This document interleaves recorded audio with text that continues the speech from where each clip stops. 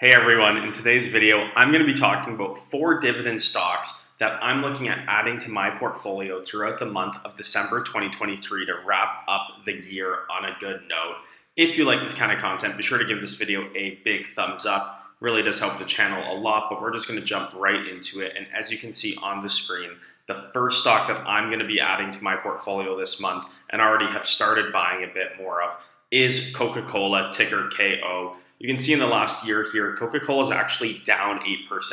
So with the broader market rallying up throughout the year, and especially over the last couple months, we've seen Coca-Cola kind of fall behind to some degree. This increase here was, I believe, behind their earnings, but they really have underperformed the market on the year and in the last few months. And there is some reason behind that, some sentiment in the investment community that drugs like Ozempic and these other weight loss or appetite suppressant drugs may have an impact on Coca-Cola. Other rhetoric around how sugary drinks may continue or start declining at a faster rate. So we're going to go through some of their investor relations. But just high level here, their current dividend yield is 3.1%, and they've increased that dividend yield for over 50 years rather. So you're getting a nice starting yield of over 3% on a dividend king on a very global company. Looking here at their financials, you can see $32 billion or $43 billion rather, of revenue, about only a third of it from North America, so really well diversified. They have EMEA here about 20%. They invest in some of their bottlers that actually bottle the product for them. Almost 20% of their business comes from their equity investment in those companies. Latin America 10%, Asia Pacific. And then you can kind of see it's some big differences between net revenues and operating income. One of the most notable ones is EMEA here and Latin America, only 30% combined of revenue, but almost 50% or about 50% of total operating income. So that's one thing to keep in mind. But overall, really love how diversified their revenue stream and their income stream is around the world. This is truly a very global company, which is great for me, in my opinion, to have in my portfolio. Looking at the outlook, one of the things about this company, and despite some of the rhetoric around this is a old company, very developed company, both those things are true, but that doesn't necessarily mean they can't keep growing. You can see here their 2023 outlook was 10 to 11%. They're expected to grow EPS in the high single digits and almost $10 billion of free cash flow. So a lot of really strong growth numbers across their outlook on the year. Lots of momentum that they're building upon from this year. And just for those of you who may not know the breadth of the Coca-Cola company, you can see some of the brands that they own here on this tab. Just going to zoom in. They acquired some of these. They started some of these from scratch. Body Armor was one they bought out recently. Fairlife, I believe they bought. And then some of these are more legacy, like Dasani Water, Fanta, Coca-Cola, obviously, Sprite, etc. So they really play in a ton of different categories. Costa Coffee was a big acquisition. They own both the retail stores and the ready-to-drink category for that business. And that's part of my hypothesis on this company. Just going over here, lots of people think as people stop drinking soda or soft drinks that this company is going to soften in terms of their presence. And I honestly think that as long as people are drinking beverages, going out of home to restaurants or concerts, Coca-Cola is a huge leader in this space, and they'll continue to pivot accordingly depending on what consumers want and what their customers want. So you can even see here whether it's sustainable packaging and moving to different types of campaigns, or whether it's making new offerings like zero Sprite sugar in Asia Pacific to be more in line with a more health-conscious consumers. The company will continue to pivot and kind of shift and trend towards what the consumer is asking for and willing to buy. So I don't necessarily think their exposure to sugary drinks is too big of an issue, because those sugary drinks are going to be replaced with other beverages that I believe Coca-Cola is going to do a really good job of capturing. With that being said, when we look at this company here and just what they think the growth rates are going to be, you can see that some of the sugary drinks on the right-hand side here are actually expected to grow at a decent level. You can have 5 to 6% growth In Asia Pacific, they're forecasting over the next number of years. Same thing across Europe and the Middle East. And then on top of that, in North America, which is a big market for them, they're also expecting growth. So they're not really expecting a decline in this channel, maybe just not as fast growth as energy drinks or hot drinks. So ultimately, I don't think their business is in as bad of a spot as some investors have been worried about in the last year. I don't think drugs, at least in the short to medium term, like Ozempic, are going to have a big impact on their business. And I think they're at a much better valuation than they've been in the past. You can see here they're expected to do about $2.60 a share next year. So that's trading at about 22 times earnings. They're trading at around 22.5, 23 times this year's earnings. Historically, this company's traded 25, 26, 27 times. So we're getting a bit of a discount versus those historical levels. Probably justified because of rates being where they are. But ultimately, I really don't mind for a really high quality company, a 3.1% starting dividend yield and an increase every year on that dividend yield expected based off of the last 50 years of performance. I really don't mind the current value. I think it's probably close to fair value, but this is one, given the global exposure it has, that I just want more of in my portfolio. So it's going to be one I'm going to be buying throughout the month of December. Going into the second stock here, CIBC. So all the Canadian banks in the last month reported their earnings. And overall, all the banks have been trending down over the last year. CIBC actually had a pretty nice jump after the earnings if I go into the last month here. But I think that jump was pretty well justified. They actually beat lots of expectations. They didn't have as high provision for credit loans as some of the competitors relative to their overall loan book. And the company is just at a really nice value, in my opinion. Currently paying a 6.2% dividend yield. They actually increased the dividend a couple percent as well. So not only did they have an over 6% dividend yield to start, I think at the time it was actually about 6.5, but they went from 87 cents to 90 cents per quarter.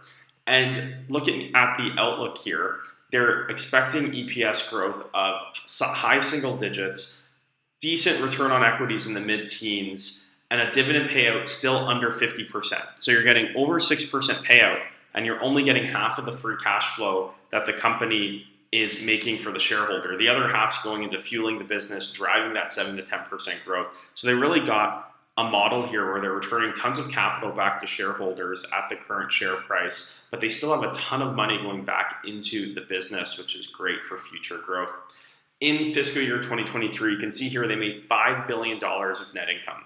Going back to the company here, they're worth just over $50 billion. So trading about 10 times trailing earnings here on the absolute valuation of this bank. And it's nice to see, obviously, primarily a Canadian bank here. They have a big mortgage book in their Canadian personal banking business. But 20% US, you get some diversification there. And then in addition to that, they have some other business too. So they have some income diversification across the board. And one thing they really want to show, because I think one of the reasons why CIBC is traded at a pretty low multiple, is they are probably the most exposed to Canadian mortgages out of all of the big banks, right? So they kind of just go to show the arrears or people that are behind on their mortgages. And in Canada, you can see that even in the Great Recession, it really didn't tick up over 1% or anything like that. And in addition to that, in the last year, they've really seen no change. So overall, they're just trying to make the case that their mortgage book is safe, is healthy. It's not a major concern in terms of their lending, and they're taking appropriate risk management processes on that loan book to protect their earnings stream. So overall, not a ton of growth expected in the next year from $6.50 to $6.75. But even at that $6.75, the stock's trading at about 8.5 times earnings. So for that, I'll take that 6.3% dividend yield, and I'll sleep well at night knowing there's another 6.3% of my total equity investment being reinvested in the business to fuel that 7-10% growth down the road, to make this an investment that continues to compound both on the value of the equity, but also the dividend that they continue to increase year over year. So this is one that I haven't been as focused on in terms of the Canadian banks. I've bought more Scotiabank throughout the year. I've bought more TD Bank. But my third bank here, CIBC, I think I should also be adding a bit more to it as well, and that's what I'm going to try doing in the month of December. Third stock here is a stock I don't currently own, but I'm looking at it really closely in December. It is VICI Properties. This one in the last year is down about 10%. It's rallied with lots of the other REITs in the last month or so, about 6% up. But this is a really unique REIT. Lots of you guys are probably familiar with it, but they own lots of entertainment assets, primarily in the US. They're starting to expand into Canada a bit. You see Pure Casino out in Alberta at the bottom. They're only 1% of their rent roll here.